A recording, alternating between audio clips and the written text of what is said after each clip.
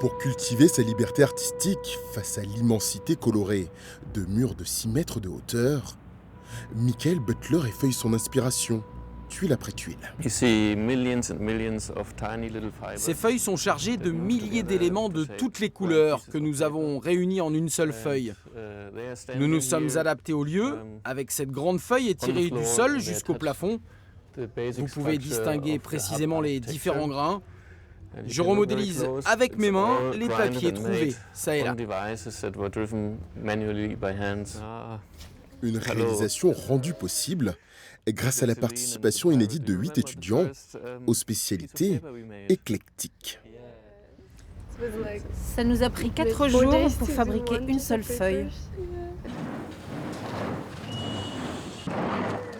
Le grindage, donc en fait, le fait de moudre le papier, c'est physique, c'est comme une séance de sport. Puis tout est lourd, le papier est lourd à porter, c'est des grands formats.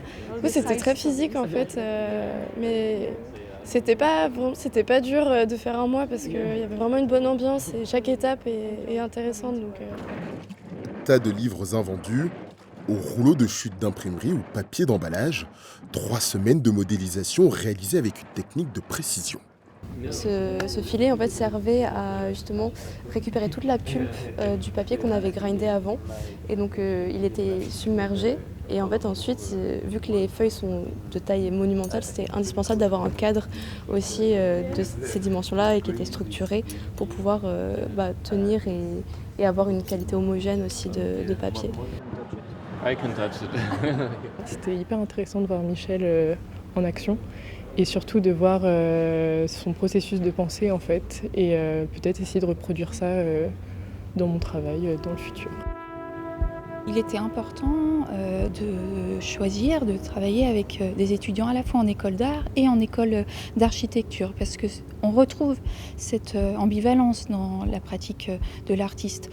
C'était une expérience unique et qui pourrait être renouvelée. Une expérience unique et une exposition à découvrir tout l'été pour toucher du doigt l'univers de l'artiste allemand.